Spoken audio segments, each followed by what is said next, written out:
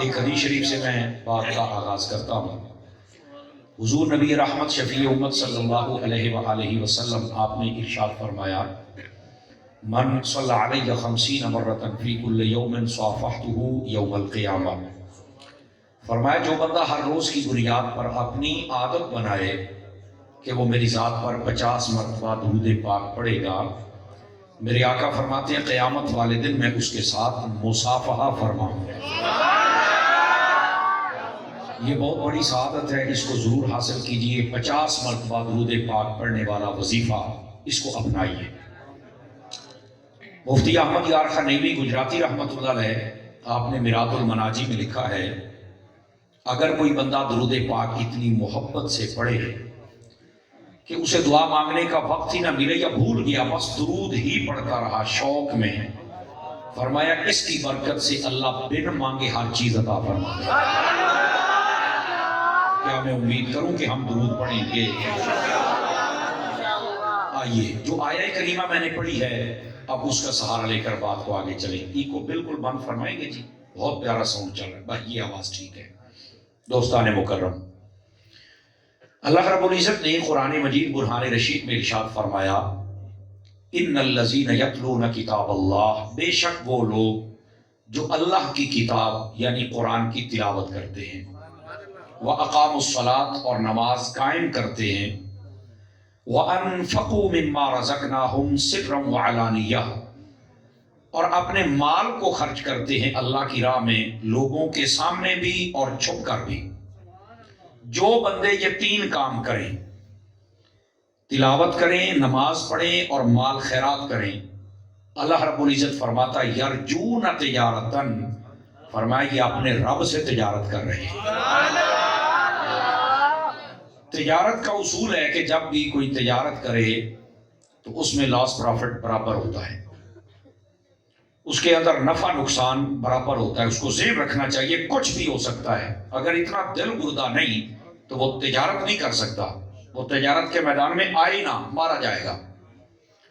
دنیا کی کوئی تجارت کریں تو اس کے لیے ماہرین یہ کہتے ہیں کہ آپ کو یہ ذہن رکھنا پڑے گا، پھر آپ اس میدان میں آ جائیں۔ لیکن صدقے جاؤں اپنے رب کی رحمت پر، فرمایا جو بندہ یہ تین کام کر کے اپنے رب سے تجارت کرے گا، لن تبور، اسے کبھی خسارہ نہیں ہوگا، فائدہ ہی فائدہ ہوگا۔ یعنی یہ ایسی تجارت ہے، اس میں نقصان نہیں، اس میں کمی نہیں، اس میں خسارہ نہیں، اس میں کچھ ڈوبنے کا خدشہ ہی نہیں، اس میں ہمیشہ فائدہ ہے۔ یہ تین کاموں کے ساتھ تجارت کرنی ہے، کرنی کس کے ساتھ ہے؟ اپنے رب کے ساتھ کرنی ہے۔ میرا خیال ہے یہ ہمارے لیے بہت، میں آخر دعوانا کہہ دوں تو پیغام میں نے دے دیا ہے۔ ہم نے تلاوت کرنی ہے، نماز پڑھنی ہے اور اپنے مال کو اللہ کی راہ میں خیرات کرنا ہے، یہ رب سے تجارت ہے، اور اس رب نے پہلے ہی بتا دیا کہ اس میں خسارہ نہیں ہے۔ تو کریں گے تجارت؟ سب سے پہلے آ جائیے قرآن پڑھنا، چونکہ آج بچوں نے حفظ فرمایا ہے، میں سب سے پہلے قرہ حضرات جنہوں محنتی اساتذہ نے پڑھایا ہے، میں ان کو مبارک دیتا ہوں، انہوں نے یہ ہیرے تراش کے ہمیں عطا کیے، اور اس کے بعد ان بچوں کو مبارک، اور تیسرے نمبر پر ان کے والدین کو۔ اور اگر یہ مبارک آپ نے برقرار رکھنی ہے تو والدین توجہ فرمائیں، اور بچے بھی، استاد نے حافظ بنا کے دے دیا ہے، اب آپ کے ہاتھوں میں یہ آ گیا ہیرا، اس کے اوپر گھٹا نہیں پڑنا چاہیے۔ اس کا مطلب یہ ہے کہ اب یہ حافظ ہے، اللہ حافظ نہ ہو جائے۔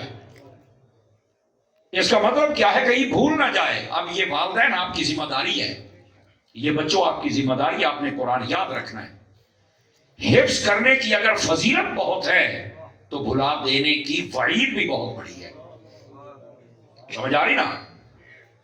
قرآن مجید برہان رشید میں بھی اللہ نے فرمایا وَمَنْ أَعْرَضَ عَنْ ذِكْرِي فَإِنَّ لَهُ مَعِيشَةً ضَنْكًا وَنَحْشُرُهُ يَوْمَ الْقِيَامَةِ أَعْمَىٰ۔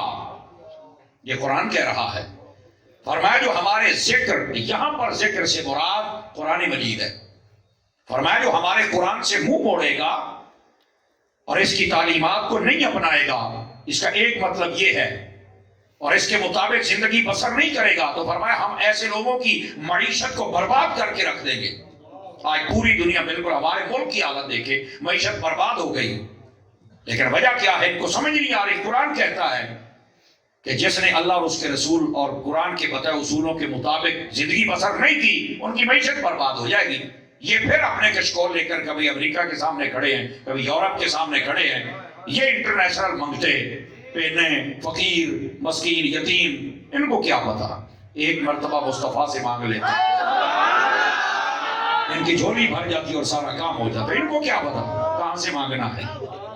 سمجھ آ رہی ہے میری بات کی؟ تو خیر ان کے آقا ہی کوئی اور ہے, ہمارا آقا تو مدینے والا ہے نا, ہم کہاں سے مانگیں گے؟ تو معیشت برباد ہو گئی. قرآن کہتا ہے مجھ سے منہ موڑو گے تمہاری معیشت برباد ہو جائے گی. انہوں نے منہ موڑا, دیکھ لو کی ہوتا پہ ہے. بڑے بڑے فلاسفر آ کے بیٹھتے ہیں, بڑے بڑے مفکر بیٹھتے ہیں, آپ یوں کر دیں, آپ یوں کر دیں, آپ یوں کر دیں. میں کہا تسی جو مرضی کر لو, تم دل دل میں پھنستے چلے جاؤ گے, کبھی نکل نہیں سکو گے. یہ ابھی آپ دیکھ رہے ہیں نا, آپ بجلی کے بلوں کی طرف دیکھ رہے ہیں, اے وہ گیس والے دیکھے جی انشاءاللہ تھوڑا سا لینا بند نہ کرن تو گل ہوئی نا. یہ بد نصیب قوم ابھی چپ کر کے بیٹھے بریانیوں پہ ناچنے والی, سمجھ آ رہی ہے, دنیا داروں کے پیچھے بھاگنے والی. جتنی کوشش ہم ادھر کرتے ہیں کاش کہ ہمارا رخ مدینے کی جانے والا, لیکن کوئی نہیں. اجے چاس رہی ہے تسی اور لینی ہے لو. جس دن نظام مصطفیٰ قائم ہوگا مزہ اس دن آئے گا, اس دن اصل کام ہوگا. علماء آتے ہیں, کام کرتے ہیں, بتاتے ہیں, تمہیں بلاتے ہیں, لیکن تم توجہ ہی نہیں کرتے.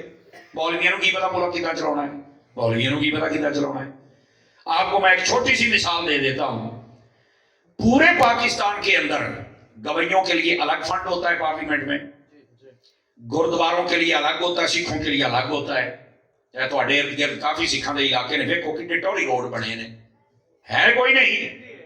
اور بجلی کا نظام بھی ہاں ٹھیک ہے, ہر سی بات ہے, ہر بندہ اپنے انہوں نوازدا ہے, انہوں نے کیا ہوا ہے. لیکن میں مثال دے رہا ہوں, سب کے لیے ہے لیکن نہیں ہے. ہماری پارلیمنٹ میں فنڈ تو کسی مدرسے کے لیے نہیں ہے. اگر کبھی انہوں نے خاص کیا تو بات کریں, نہیں ہے نا. لیکن اس کے باوجود ایک نہیں دونوں ہاتھوں سے سلام انہاں مولویاں نوں جنہاں اج تک مصطفیٰ دے دین دا چراغ بجھڑ نہیں ہوا. تم کہتے ہو یہ مولوی ملک کیسے چلائیں گے؟ 1 روپیہ فنڈ تم نہیں دیتے حکومت والوں, یہ پھر بھی مدرسے چلا کے دکھا رہے, حافظ عالم مفتی پیدا کر رہے ہیں. تو جس دن ملک آ گیا تو انہوں دسن کے بغیر سود تو کیویں رسول اللہ دے دیوانے کو یہ چلا سکتے ہیں. آواز سمجھ آ رہی ہے آپ حضرات کو؟ میرے عزیز پیارے بھائی, اصل میں یہ اس لیے مولویوں کو آگے نہیں آنے دیتے, انہاں دی دکانداری تے لت وجنی ہے, انہاں دی شراباں کباباں بدماشیاں, انہاں دا پروٹوکول. اے جدوں نکلدے نے فرعون بن کے 40 گڑیاں نال تے روڈ بند, یہ بدماشیاں مکڑیاں نے. اور یقین کرو چور دے ہاتھ کٹے جانے نے.